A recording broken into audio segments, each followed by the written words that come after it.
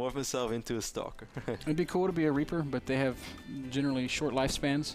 I think Missile Turret Guy is he enjoys a good long life and a happy retirement. Yeah, but what about circling run bites, man? You see like these little dogs biting your little Metro statue, which somehow falls down. Makes no sense. You can't even shoot back at him? No. He's just like throwing the missiles out at the Zerglings. Yeah. They don't even blow up. Like, bombs away!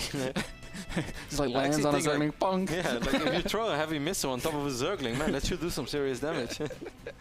We see TSL Polt being our blue Korean Terran on the right side of Odyssey, and aLive being our purple Terran on the left side of Odyssey. And Ben, talking about Odyssey, is there something else you want to talk about? Yeah, it's worth noting. We Odyssey is a great map, a community-made map, but it's not a map that players get to see much of outside of their games, the North American Star League.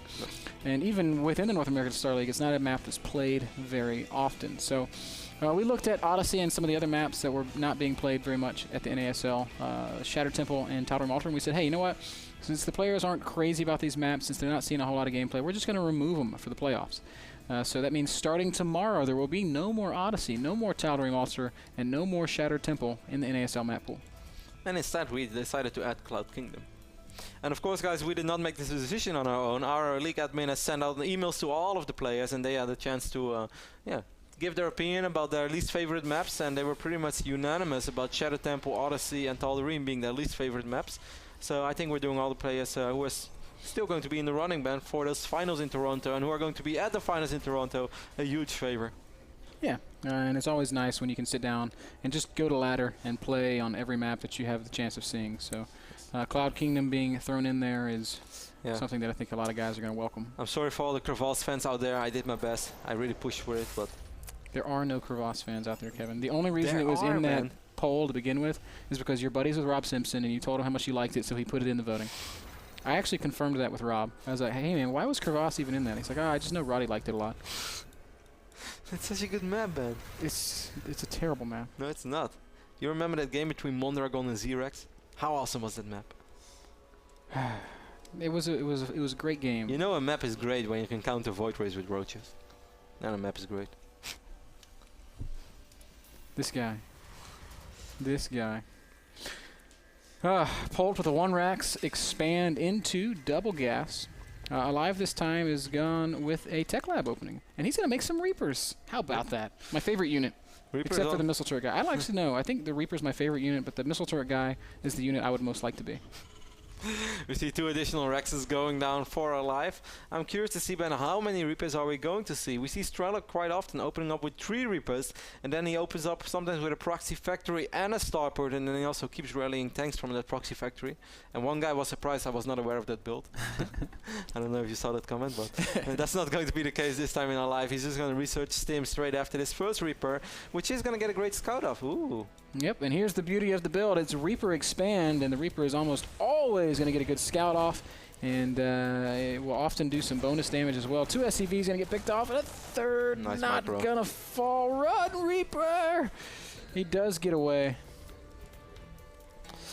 Reaper is indeed going to be alive. Nice micro by Polt, at least keeping that second SCV alive. Maybe in the start he could have been a little bit more careful with his SCVs, but it went reasonable for him. He's a little bit behind right now, as we can see in the work tab. He's down 2 workers, but that's no biggie. But more importantly, aLive got a very good scout up. Yep. He knows what he's facing. Saw what's up, saw the fast command center, saw the gas, saw the Tech Lab being with the research going. aLive is in the know, man, and there's a couple workers separating these 2 guys. There were a couple workers that died, so Reaper does its job here on Odyssey. Polt does have the better tag. We can see the Starport is already on the way. What I'm surprised at is that Polt still has that Orbital in his main. I was also, okay, there we go, he's floating it off right now. And I'm surprised by the amount of SCVs that aLive transferred to his natural. Yeah, good point, Kev. But he's still maintaining saturation in the main base, so barely. I guess maybe he built just a few more than he needed. Of course, the thing that Kev's referencing is the whole concept of transferring workers to your expansions is one that was pretty popular in Brood War, but it's sort of not as fashionable, I guess, in Starcraft II, because somebody sat down one day and studied and said, hey, do I earn more money when I transfer workers to my natural, or when I just fully saturate my main and then rally workers to my natural? And the answer to that question was you earn more money when you rally workers to your natural after you fully saturated your main base.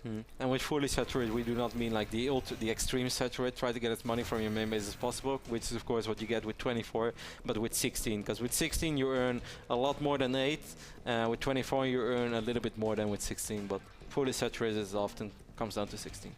Yeah, well, I guess with the word fully saturated, or the term, can be a little bit deceiving. Yes, because there are ways to earn more money, but in the end you earn less money. Because you earn way more money if you have 16 and 16 instead of 24 and 8. Bam. Perfect. Couldn't have said it any better.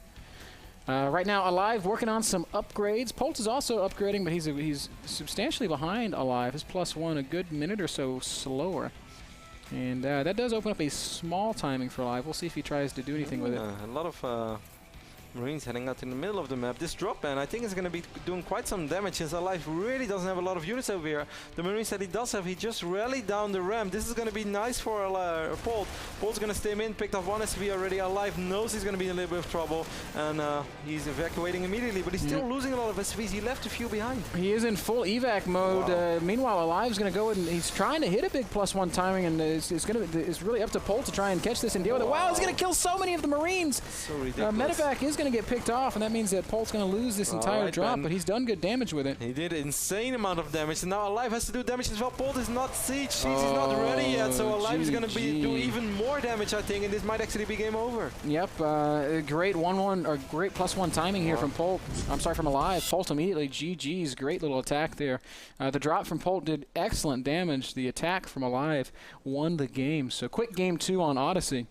And aLive. The biggest problem was that the Marines went via the south side of the map, so Polt was completely unaware of this. Maybe you could have said that something should have triggered something, as in like, hey, why is my simple drop in this phase of the game doing insane amount of damage? When something like that happens, when people evacuate all workers immediately, 9 out of 10 times the army is actually on the map and not in the natural, because otherwise he's not going to pull all SCVs, he's not going to lose that many SCVs. No player on that level would handle a drop so poorly. So maybe when he did that damage, he should have maybe build a bunker or two? I think the only thing that he could have done that would have changed the game would have been if he was like, oh crap, his army's not here, immediately lift and evacuate my natural. I really think that's the only way. I was thinking about that too. But that would have been the most superb read of a situation ever. And his siege mode was coming, so even with that army out on the map, he was probably thinking, okay, well, when siege is done, I'm safe.